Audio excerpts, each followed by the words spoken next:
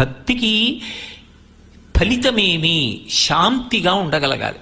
ఆయన భక్తుడు అన్న మాటకు అర్థం ఆయన ఎన్ని మాటలు దేవాలయానికి ఎడతాడు, ఎన్ని పూజలు చేయిస్తూ ఉంటాడు, ఆయన ఎన్ని రుద్రాక్షమాలలు వేసుకుంటాడు, లేకపోతే ఆయన ఎంత డాంబికంగా కనపడతాడు అన్నదాన్ని బట్టి ఈశ్వరుడు పరిగణించడు. ఒక పట్టాన ఎవరి ప్రశాంతత చెదరదో వాడు భక్తి యందు ఊంచుకున్నవాడు. ఈ భక్తి అత్యంత ప్రధానం. ఈ భక్తితో మొదలై చిట్ట చివరి ప్రయోజనం జ్ఞానం.